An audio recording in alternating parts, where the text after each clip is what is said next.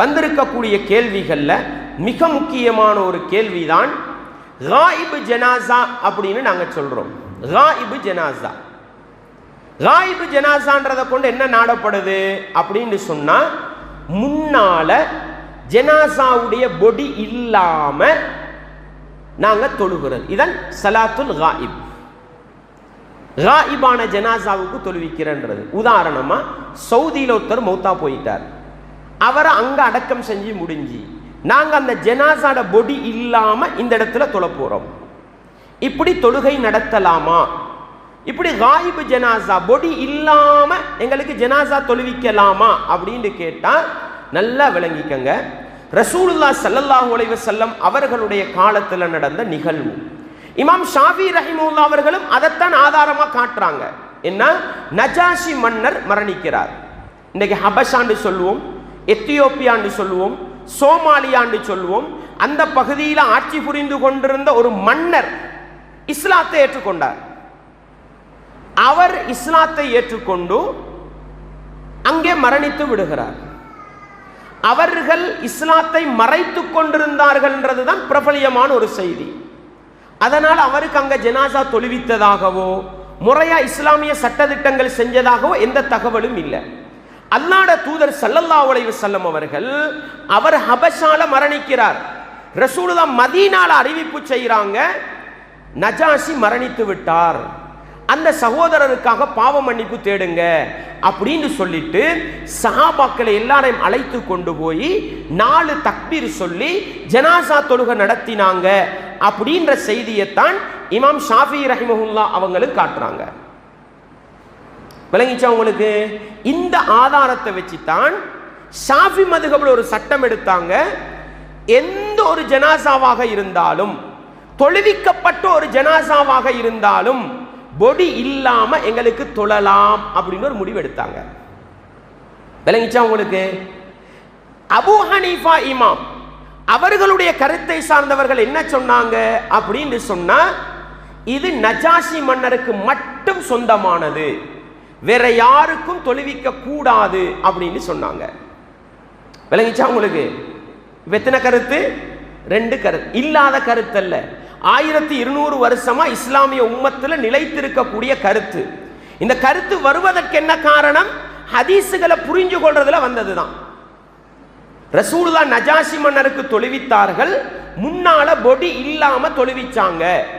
எனவே எங்களுக்கு எல்லா ஜனாசாக்கும் பொடி இல்லாமல் தொழுவிக்கலாம் அப்படின்னு ஷாஃபி மதுஹபுக்காரவங்க முடிவெடுத்தாங்க. அதுதான் இன்னைக்கு ஸ்ரீலங்கா முழுக்க ஷாஃபி மதுஹபு பள்ளிகள் எல்லாம் செய்யப்படுது. ஹனவி மதுஹபுல என்ன சொன்னாங்க? இது ஷாஃபி இமாமுக்கு, இந்த நஜாஷி மன்னருக்கு மட்டும் சொந்தமானது, ரசூலுல்லாஹ் வேற யாருக்கும் அப்படி செஞ்சதாக இல்லை, எனவே வேற யாருக்கும் அப்படி செய்யக்கூடாது அப்படின்னு ஒரு முடிவு சொன்னாங்க.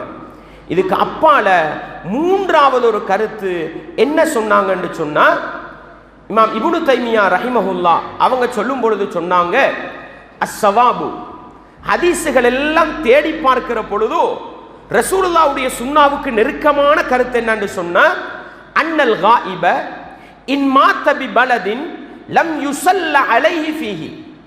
ஒரு மனிதர் ஒரு ஊர்ல மௌத்தா போறார், மௌத்தா போனவருக்கு ஜனாசா தொழுவிக்கப்படவில்லை, அப்படி ஒரு நிலைமை வந்தா அந்த நேரத்தில் மட்டும் பொடி இல்லாமல் தொழுவிக்கலாம். யாரோ ஒரு முஸ்லிம் ஜனாசா தொழுதிருந்தாலும் மீண்டும் அந்த ஜனாசாவுக்கு காயிபு ஜனாசா தொழுவிப்பதற்கு ஆதாரம் இல்லை. விளங்குதா 3 கருத்தும் என்னாண்டு?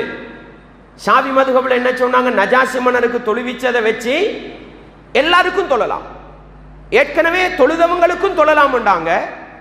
ஹனவி மதுஹபிலும் மாலிகி மதுஹபிலும் சொன்னாங்க அது நஜாஷி மன்னருக்கு மட்டும் சொந்தமானது, வேற யாருக்கும் தொழுவிக்கலாண்டாங்க. இப்னு தைமியா ரஹிமஹுல்லாஹ் அவங்க சொன்னாங்க 2 கருத்தையும் சேர்த்து என்ன சொன்னாங்கண்டா, ரசூலுல்லாஹ் ஸல்லல்லாஹு அலைஹி வஸல்லம் அவங்க நஜாஷி மன்னருக்கு தொழுததற்கு காரணம் என்ன? அவருக்கு யாரும் தொழுவிக்கல, அவருக்கு அங்க யாரும் தொழுவிக்கிற அளவுக்கு முஸ்லிம்கள் இருக்கவும் இல்லை. எனவே தொழுவிக்கப்படாத நஜாஷி மன்னருக்கு தான் ரசூலுல்லாஹ் தொழுவிச்சாங்க. எனவே அது மாதிரி ஒரு நிலைமை இன்றைக்கும் வந்தால் பொடி இல்லாம எங்களுக்கு ஜனாசா தொழலாம். கடல் பயணம் போனார், மீன் பிடிக்க போனார், ஆத்துக்கு போனார், தாண்டு மௌத்தா போனார், பொடி கிடைக்கல. பிளைட்ல போனார், வெடிச்சு செதறிச்சு, பொடி கிடைக்கல. இப்ப என்ன செய்யறது? இந்த நேரத்தில் காயிப் ஜனாசா தொழுவோம். ஏன்? பொடி கிடைக்கல, அந்த ஜனாசாவுக்காக யாரும் தொழல. எனவே அந்த பொடி இல்லாம ஒருவர் மரணித்து விட்டார், அவருக்காக ஜனாசாவுடைய கடமையை நாங்கள் நிறைவேற்றுவோம், தொழுவோம். இதன் அடிப்படை. நெருப்புல பத்தினவர் சாம்பலா பைத்தார். எது மாதிரி? கொரோனா காலத்தில் எத்தனையோ ஜனாசா பொடி கிடைக்காம போனிச்சு தானே, தொழுவிக்கவும் அனுமதி தரல, பத்த வச்சு போட்டாங்க. என்ன செய்யறது? சில ஜனாசாக்களுக்கு அனுமதி கொடுத்தாங்க, தூர இருந்து தொழுவிச்சு நடக்குங்கோண்டு. பல ஜனாசாக்களை பொடியை தராமலே என்ன செஞ்சாங்க? இப்ப பொடி இல்லைன்றதுக்காக தொழாமை கேளுமா? ஏலாது. என்ன செய்யணும்? இதுதான் காயிபு ஜனாசான்றது. ஒருவர் மரணித்து விட்டார், அவர பொடி கிடைக்கல, அல்லது அவர பொடியை முன்னுக்கு வச்சு யாருமே தொழுகை நடத்தலண்டா பொடி இல்லாம எங்களுக்கு ஜனாசா தொழுகை நடத்தலாம். இதுதான் நஜாஷி மன்னருக்கு நடந்தது. இது போன்ற நிகழ்வு யாருக்கு நடந்தாலும் ஜனாசா தொழுகை நடத்தலாம். இதுதான் ரசூலுல்லாஹ்வுடைய சுன்னாவுக்கு நெருக்கமானது. ஏன்னு சொன்னா, ரசூலுல்லாஹ்வோட காலத்துல எத்தனையோ சஹாபாக்கள் மதீனாவுக்கு வெளியே மௌத்தா போனாங்க, யுத்த கலங்கள்ல மௌத்தா போனாங்க. ரசூலுல்லாஹ் மதீனால இருந்து கொண்டு அவங்களுக்கு அங்க தொழுவிச்சாலும் நாங்களும் மதீனால தொழுவிப்போம். தொழுவிக்கப்பட்ட எந்த சஹாபிக்கும் ரசூலுல்லாஹ் மதீனால இருந்து கொண்டு என்ன செய்யல? காயிபு ஜனாசா தொழுவிக்கல. அப்படி தொழுவிச்சதற்கு எந்த சான்றுகளும் இல்லை. இதற்கு மிகச்சிறந்த ஒரு உதாரணத்தை சொல்றேன் பாருங்க.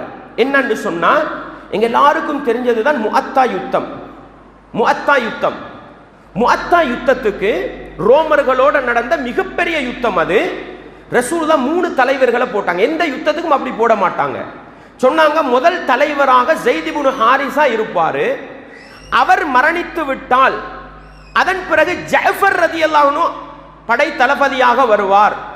மூன்றாவது அவரும் மரணித்து விட்டால் அப்துல்லாஹ் இப்னு ரவாஹா படை தளபதியாக வருவார். 3 பேரை சொன்னாங்க. இந்த படை போகுது. முஅத்தா யுத்தத்தில் முதலாவது ஸைத் இப்னு ஹாரிஸா கொலை செய்யப்படுறார் ரலியல்லாஹு அன்ஹு. இரண்டாவது ஜஅஃபர் ரலியல்லாஹு அன்ஹு கொலை செய்யப்படுறாங்க. மூணாவது அப்துல்லாஹ் இப்னு ரவாஹா ரலியல்லாஹு கொலை செய்யப்படுறாங்க. ரசூலுல்லாஹ் யுத்தத்துக்கு போகல, மதீனால இருந்தாங்க. மதீனால இருந்து கொண்டு சஹாபாக்களுக்கு சொல்றாங்க, இப்பொழுது ஸைத் இப்னு ஹாரிஸா மரணித்து விட்டார், ஜஅஃபர் கொடியை சுமந்து கொண்டார். அவர் கொலை செய்யப்பட்ட உடனே இப்பொழுது ஜஅஃபர் ரலியல்லாஹு அன்ஹு கொலை செய்யப்பட்டு விட்டார், அப்துல்லாஹ் இப்னு ரவாஹா கொடியை சுமந்து விட்டார். அப்துல்லாஹ் இப்னு ரவாஹா கொலை செய்யப்பட்ட உடனே ரசூலுல்லாஹ் சொன்னாங்க, அவரும் கொலை செய்யப்பட்டு விட்டார். இப்பொழுது அல்லாஹ்வுடைய வாள்களில் ஒரு வாளான காலித் இப்னுல் வலீத் கொடியை தூக்கி இருக்கிறார், அவருடைய கையிலே வெற்றி கொடுக்கப்படும் அப்படின்னு ஒவ்வொரு நிகழ்வை மதீனாவிலிருந்து ரசூல் அறிவிச்சு கொண்டிருந்தாங்க. இப்படி அறிவிச்ச ரசூலுல்லாஹ் முஅத்தாவிலே மரணித்த நபித்தோழர்களுக்காக மதீனால தொழுகை நடத்தினாங்கன்னு எந்த சஹாபியும் சொல்லல. விளங்குதா? இது சிறந்த ஆதாரம். அங்க முஸ்லிம்களோடு மரணித்து முஸ்லிம்கள் சார்ந்து ஒரு ஜனாசா தொழுகை நடத்தி விட்டால் அவருடைய பொடி இல்லாம சும்மா ஜனாசா தொழுகை தொழுதற்கு எந்த ஆதாரமும் இல்லைன்றதுக்கு முஅத்தா யுத்தத்தில் ரசூலுல்லாஹ் நடந்து கொண்டது மிகச்சிறந்த ஆதாரமாக இருக்கும்.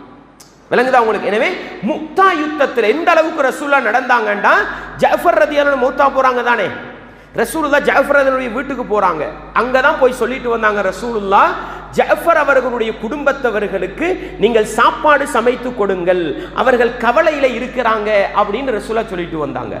இந்த அளவுக்கு துல்லியமாக அறிவித்த நபித்தோழர்கள், நஜாஷி மன்னர் மரணித்த நேரம் அவருக்காக பாவ மன்னிப்பு தேடுங்கள், வாருங்கள் தொழுகை நடத்துவோம் என்று காயிபு ஜனாசா தொழுவித்த ரசூலுல்லாஹ் முஅத்தா யுத்தத்தில் முஸ்லிம்களோடு இருந்து மரணித்த அந்த நபித்தோழர்களுக்காக மதீனால இருந்து கொண்டு காயிபு ஜனாசா தொழுவித்தார்கள்ன்றதுக்கு எந்த ஆதாரத்தையும் பார்க்க முடியாது.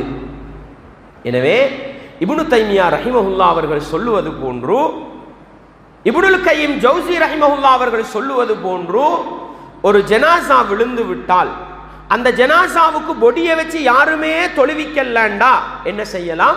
காயிபு ஜனாசா தொழுவிக்கலாம். இதுதான் ரசூலுல்லாஹ்வுடைய சுன்னாவுக்கு மிக நெருக்கமான. நான் ஆரம்பத்தில் உங்களுக்கு சொல்லியிருப்பேன், அறிஞர்களுக்கு இடையில கருத்து வேற்றுமை வந்தா பிடிவாதம் இருக்கப்படா. நான் இந்த அறிஞருக்கு பின்னால தான் போவேன், நான் இந்த மதுஹபுக்கு பின்னால தான் போவேன், நான் இந்த மௌலவிக்கு பின்னால தான் போவேன். இல்லை, சொல்லக்கூடிய கருத்துக்களை எல்லாம் எடுத்து எது ரசூலுல்லாஹ்வுடைய சுன்னாவுக்கு மிக நெருக்கமாக போகிறதோ அந்த கருத்தை எடுத்து பயணிப்பதுதான் மறுமை வெற்றிக்கான அடையாளம் என்பதை நானும் நீங்களும் மறந்துவிடக் கூடாது. எனவே ஷாஃபி மதுஹபுல என்ன சொன்னாங்க?